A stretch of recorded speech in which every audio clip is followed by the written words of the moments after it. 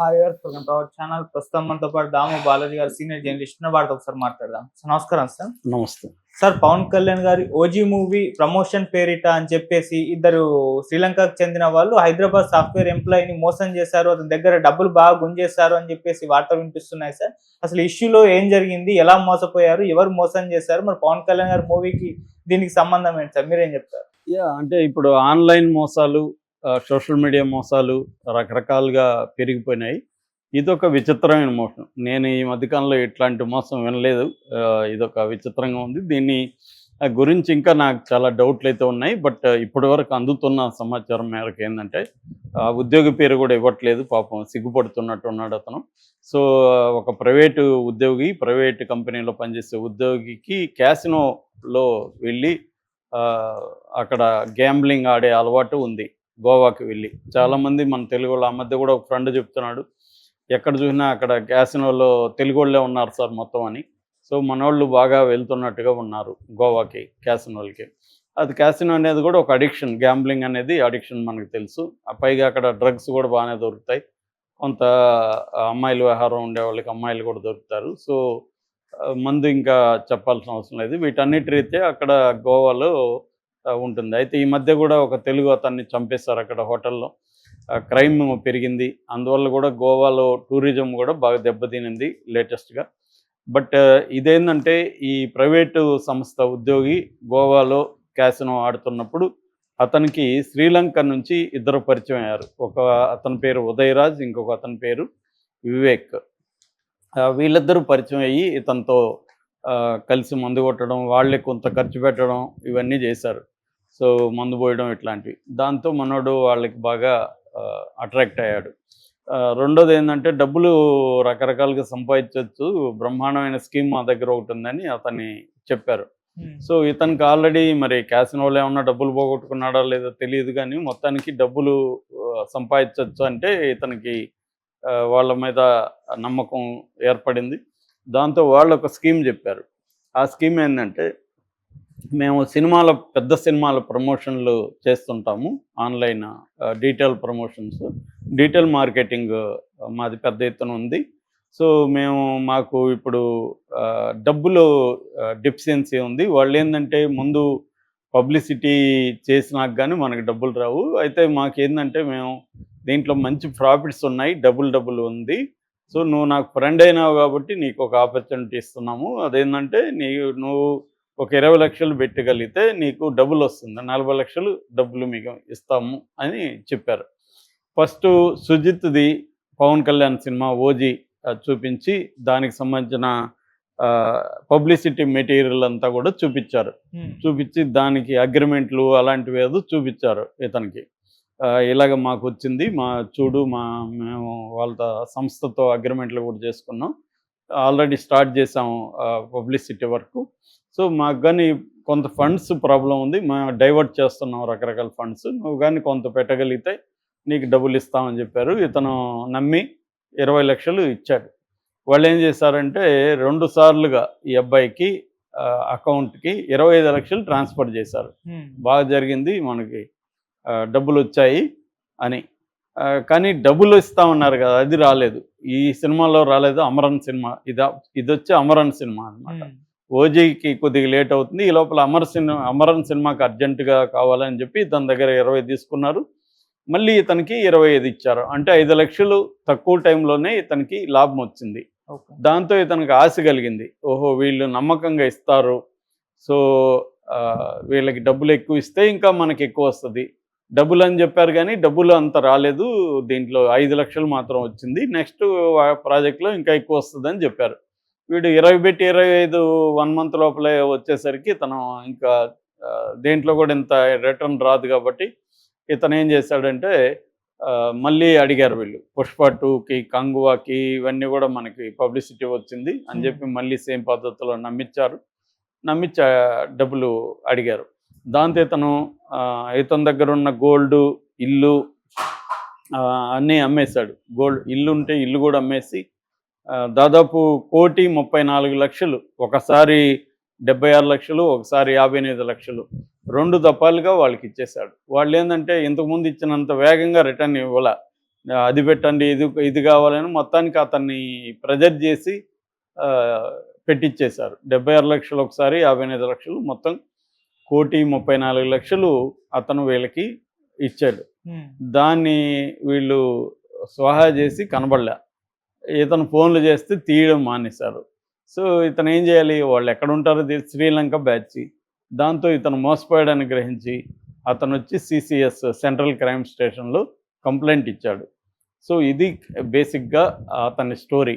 ఇక ఈ స్టోరీలో మనకు అర్థమయ్యేది ఏంటి, ఈ ప్రైవేట్ ఉద్యోగి గ్రీడ్ అర్థమవుతుంది వాళ్ళకంటే కూడా. ఎందుకంటే ఎవరైనా అంటే ఇతనికి మినిమం కామన్ సెన్స్ లేదా అనిపిస్తుంది మనకి. ఒక పబ్లిసిటీ, ఒక సినిమాకి నేను వచ్చి నీకు చెప్తాను, ఇట్లా సినిమా పబ్లిసిటీ నాకు ఇచ్చారు, నువ్వు 20 లక్షలు ఇస్తే నేను డబ్బులు ఇస్తాను. నువ్వు చెప్పాల్సిందే, సినిమా పబ్లిసిటీ వాళ్ళు ఇస్తారు కదా నీకు, నేను ఇచ్చేది నేను పెట్టేది ఏంది, నువ్వు నాకు డబ్బులు ఎలా ఇస్తావు అనాలి. అంటే ఇది గ్రీడ్ కదా, డబ్బులు ఎక్కువ కావాలి కాబట్టి వాళ్ళు ఏం నమ్మించారు ఇతన్ని, వాళ్ళు లేటుగా ఇస్తారు, బిగినింగ్ ఇవ్వరు వాళ్ళు, సినిమా పెద్దోళ్ళు కదా, వాళ్ళని మనం డిమాండ్ చేయడం, ఇప్పుడు మనకు డబ్బులు ఇస్తే మాకు ఎక్కువ ప్రాఫిట్ ఉంటుంది దీంట్లో, నీకు సగం ఇస్తామని, నీకు రెట్టింపు ఇస్తామని చెప్పారు. సో ఇతని దగ్గర హామీ ఏం లేదు. ఎప్పుడైనా బిజినెస్ లేకో లేకపోతే పెట్టుబడులు పెట్టేటప్పుడు మామూలు గుడ్డి సూత్రం ఏంటంటే prepare for the worst. Prepare for the worst అంటే ఈ డబ్బులు పోయినా పర్లేదు అనుకునే పెట్టాలా. ఎందుకంటే ఇతనికి గ్యారంటీ ఏముంది, వాళ్ళకి లాస్ రావచ్చు, వాళ్ళు పెట్టిన డబ్బులు అవతల నుంచి సినిమా వాళ్ళు ఇవ్వకపోవచ్చు, లేదా వీళ్ళే కూడా మోసం చేయొచ్చు అనేది అబ్బాయికి ఉండాలి కదా, పెట్టిన అబ్బాయికి. అవేమి లేకుండా ఓన్లీ గ్రీడ్. వీళ్ళు తెలివిగా ట్రాప్ ఏం చేశారు, ఫస్ట్ 5 లక్షలు ఎక్స్ట్రా ఇచ్చారు, దిస్ ఈజ్ ట్రాప్. ఈ ట్రాప్లో పడ్డాడు. మళ్ళీ కూడా ఈ అబ్బాయికి 5 వస్తే మనకి 20కే 5 వస్తే 40కి 10 వస్తాయి కదా, ఇలా ఆలోచించుంటాడు మనోడు. సో గ్రీడ్, ఫియర్, ఈ రెండు స్టాక్ మార్కెట్లో కానీ, ఈ కానింగ్ గేమ్ అంటారు, ఈ మోసపూరిత గేమ్స్లో కానీ, ఈ రెండు మనిషికి ఉంటేనే ఆ రెండోటి వల్లనే మనుషులు లాస్లోకి వెళ్ళిపోతారు. ఎక్కువగా గ్రీడ్ ఉంటుంది. స్టాక్ మార్కెట్లో ఫియర్ కూడా పనిచేస్తుంది. అంటే ఇప్పుడు ఫియర్ పనిచేస్తుంది, ఫియర్ ఫ్యాక్టర్. ఎందుకంటే స్టాక్ మార్కెట్ డౌన్ అవుతుంది కాబట్టి ప్రతి ఒక్కటి అమ్మేసుకుందామని, ఆల్రెడీ లాస్లో ఉంటాడు. ఇంకొక 4 ఏళ్ళు 3 ఏళ్ళు ఆగితే పెరుగుతాయి, కానీ వీడు అంత ఓపిక ఉండదు. ఆ భయంతో ప్యానిక్ అయిపోయి అమ్మేస్తారనమాట. సో అందుకని చాలామందికి స్టాక్ మార్కెట్లో కూడా లాసులు రావడానికి ప్రధాన కారణం ఏంటంటే ఇదే అనమాట. సో గ్రీడ్ అండ్ ఫియర్, ఈ రెండు కంట్రోల్ చేసుకోకపోతే ఏ బిజినెస్లో అయినా కష్టం. రెండవది ఏంటంటే కొన్ని మినిమం ప్రోటోకాల్స్ మనం పెట్టుకోవాలి లైఫ్లో. అంటే ఎవడైనా ఎక్కువ ఇస్తున్నాడంటేనే దాన్ని మనం డౌట్ చేయాలి. ఆ మధ్య కూడా వచ్చి మాకు 5% to 10% ఇస్తారంట, 100 లక్ష పెడితే 10 ఎవ్రీ మంత్ 8,000 ఇస్తారు, ఇట్లాంటి స్కీములు చాలా ఉన్నాయి.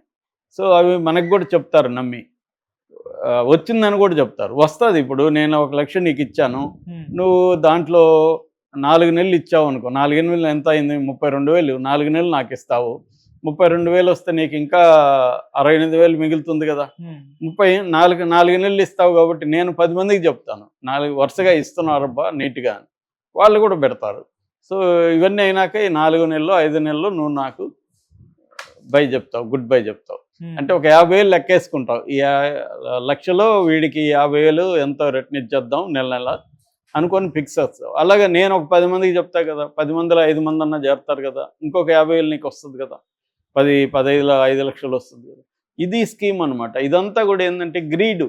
ఎందుకు, ఎలా ఇస్తాడు వాడు, మనం ₹1,00,000 ఇస్తే నెలకి 8,000 ఎలా ఇస్తాడు అన్న ఒక థింకింగ్ కూడా వీళ్ళకి ఉండదు. దానికి వాడేదో కన్విన్సింగ్ ఏదో చెప్తాడు, నేను ఇట్లాగే వీడు చెప్పినట్టుగా వాడు కూడా చెప్తాడు, నాకు ఎక్స్పర్టైజ్ ఉంది స్టాక్ మార్కెట్లో, నేను ఇలా పెడితే నాకు ₹1,00,000 పెడితే నాకు 2 లక్షలు వస్తుంది, పొజిషన్ ట్రేడింగో స్వింగ్ ట్రేడింగ్ ఏదో పేర్లు చెప్తాడు, ఇది వీళ్ళకి తెలియదు దాంట్లో వస్తుందా రాదా అని. సో వాడు కొంత లగ్జరీగా కారు కొన్నాను, ఇవన్నీ కూడా దీంట్లో కొన్నాను అని కూడా చూపిస్తుంటాడు. ఇలాగ కొన్ని మనుషుల్ని ఎలా మాయ చేయొచ్చు అన్న దాంట్లో వాళ్ళు ఉంటారు, వీళ్ళు రెడీగా ఉంటారు. చాలామంది ఏమో గ్రీడు, కొంతమందికి ఏమో అవసరాలు ఉంటాయి. ముఖ్యంగా ఉమెన్ ఎక్కువ మోసపోతున్నారు ఈ యాంగిల్లో. వీళ్ళు ఏంటంటే కొంత ఎక్స్ట్రా మనీ మనం సంపాదించుకోవాలి, పిల్లల ఎడ్యుకేషను, ప్రెజర్స్ ఎక్కువ ఉంటాయి.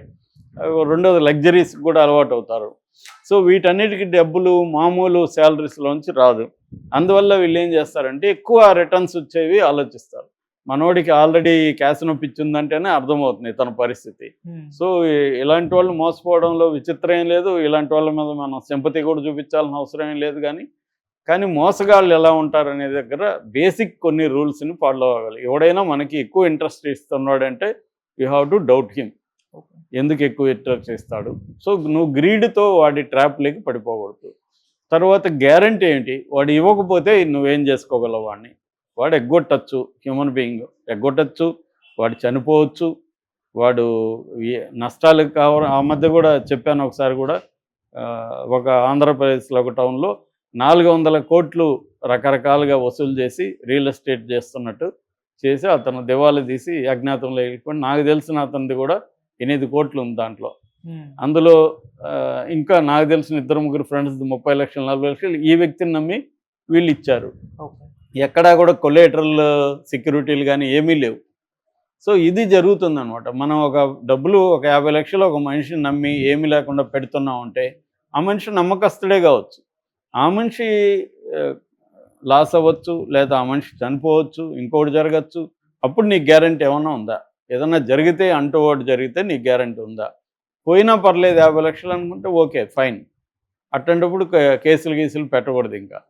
సో ఈ అబ్బాయికి ఆ ఇల్లు అవన్నీ అమ్మాడంటే ఈ అబ్బాయి దగ్గర పోయినా పర్లేదు అనుకునే అంత డబ్బు లేదు. గ్రీడ్తోనే ఎక్కువ వస్తుందని ఉన్న ఇల్లును కూడా అమ్మేశాడు. ఇప్పుడు ఖచ్చితంగా శ్రీలంక వాళ్ళ నుంచి మన సిసిఎస్ వాళ్ళు కలెక్ట్ చేసి ఇచ్చే ప్రసక్తి ఉండదు. ఎందుకంటే వాళ్ళు ప్రొఫెషనల్స్, వాళ్ళకి అన్నీ ఒకవేళ దొరికితే కూడా ఏం చేయాలి, మోసం ఎలా చేయాలనేది వాళ్ళకి తెలుసు. అంత ఈజీ కాదు. Thank you so much.